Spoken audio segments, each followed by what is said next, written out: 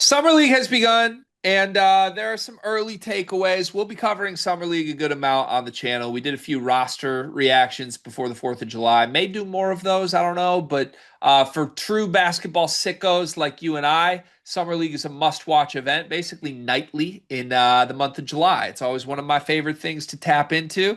And there's a lot of overreactions that can take place. Sometimes we see guys really struggle in summer league. Sometimes we see guys look like superstars in summer league. VJ Edgecombe was pretty awesome in his debut. So, I'm one to always overreact, and you're usually the person I look to try to calm me down and bring me back to earth one way or the other.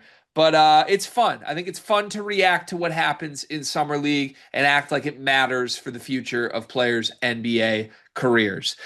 Through the weekend, we basically only had 2 days of summer league at the time of this recording. The player that I think has maybe had the most, I don't know, just noticeable performances, one way or the other, good or bad for me, that I've been keeping an eye on, has been former Illinois star guard Kasparas Jakucionis. He's been awful, point blank. He has been really, really bad in 2 games of summer league. And I think you and I should talk it through and see if we have much hope for this to change. In his summer league debut, the Heat won, and Kasparas had 3 points on 1 for 7 from the floor, 0 for 4 from three, 1 for 2 from the free throw line, 1 rebound, 1 assist, and 3 turnovers in 22 minutes. That's about as bad of a game as Yakushonis could have. We very rarely saw that at Illinois. Kind of thought in game two over the weekend, Sunday night, he might come out with maybe more of a little statement trying to right his wrongs and have a moment. It was more of the same. In 21 minutes in game two, in a loss, Kasparas was 0 for 3 from the floor. All 3 of his attempts were 3-pointers. He did not make one. He had 1 rebound, 2 assists, and 5 turnovers in 21 minutes. Scored 4 points all from the free throw line in this game. Bronny James was matched up with him for much of this. And Bronny James was a big reason Kasparas had 5 turnovers in this game. He couldn't go anywhere against Bronny James in this game. How concerned should Heat fans be at the early returns from their draft pick, Kasparas Jakucionis? So here's the concerning point to me. And look, it's summer league. Like there's still a long way for him to go. Kasparas is also still very young. And I'm a believer in Kasparas, being, maybe not like the some crazy star, but being having an NBA career is kind of where I'm at with it. But the main thing about him is that he was a high turnover player in college. Like he averaged almost 4 turnovers a game. And I think his turnover percentage was like 25.4%, like in a high usage role, right? And through 2 games, he has 8 turnovers and 3 assists. That's just, and with 5 turnovers coming into one game, and with the turnover things contribute to the fact that you put together both games. In 2 games, he has had 7 total points, 1 of 10 from the field, 0 of 7 from three, and 5 of 6 from the free throw line. That's all we got in 2 games. It's just, it is somewhat concerning. Just because you have the turnover issues while also having, the shooting concerns. And like, look, you and I have watched Illinois basketball a lot. Kasparas is going to make shots eventually. I don't know how efficient it'll be, but he'll be better than this. But this is definitely, I don't know if it could have started off much worse for him, I guess. Like this, if you would have asked me like what's the worst case scenario for the first 2 games for Kasparas, I would have came up with something that looked a lot like this.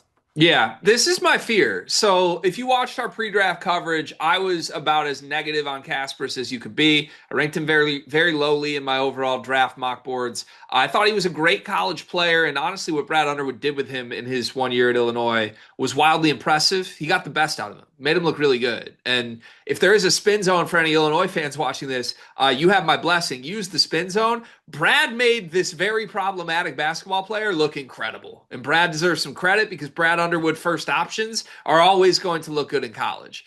But the reality is that there are a lot of red flags on Kasparas' game that did show up at Illinois.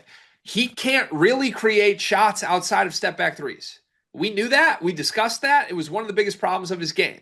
He was such a high volume 3-point shooter, Cart, because he had to be, because he can't get anywhere off the dribble other than going backwards away from the hoop. He's wildly turnover prone, like wildly turnover prone. His last 4 games in serious basketball games, right, in March settings, he had 6 turnovers in all 4 of his final games at Illinois.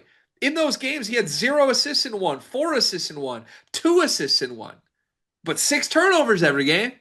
Like he was stymied by college defenders. And my comp for Kasparas all along the pre-draft process has been Killian Hayes because it reminds me a lot of Killian's weaknesses and the nature of how Killian works as a player. You can't play Killian on the basketball floor unless you're running everything through him with the ball in his hands. This video is brought to you by NBA2KLab.com. 2K Lab worked with us last summer as well, and they're one of our favorite entities in all of sports gaming. We want to show you their college basketball stadium locator challenge game, and I'm going to share a screen right now as we do this. South Carolina, bang. Oh, Ooh, okay, that's pretty good. Next, North Carolina. Why are we only getting the Carolinas? please Bang. lock in. St. John's, that's New New York. York. Bang. Where's New Jersey? We're on fire. Colorado. I actually don't know what state Colorado is. It's it's in Colorado. There's a state of Is that Colorado. this one? It's to the right of Phoenix. Anyway, you get the picture. This game's really fun. They've got more games as well, like Guess the NBA Player, Mystery Fantasy Draft, and more. Stay tuned for all of the college football content and games that they'll be putting together to help you get the best experience out of college football 26. Back to the video. That's how I feel about Kasparas. He has no purpose on the basketball floor if he's playing off the ball. You have to play him on the ball, but the issue is that he's not good enough to be an on-ball first option in the NBA. He's probably not even good enough to be an on-ball first option in summer league, if we're being honest. So it leaves you in a really tough spot. And I think Miami's learning this on the fly. The one thing I will say, I tuned into all of game 2 because I knew we were going to talk about this. And I wanted to see it for myself. I really only watched highlights of game 1 or lowlights of game 1. Game 2, I watched most of. They didn't play him on the ball much. I mean, he runs point technically, but in a lot of the half court actions for this Miami Heat Summer League team, they're sticking him in the corner. And you're just not going to get anything out of Jakucionis if that's how you're using him. I don't know if Miami, in the real Miami Heat editions, will do that. I think in Summer League, they'll probably change this. In fact, I heard the Summer League coach after game 2 said, we need to put him in better positions. It's on us to get him going. So hopefully that changes. I'd like to see him kind of be the driver, the action decision maker in a lot of these sets more than he has been.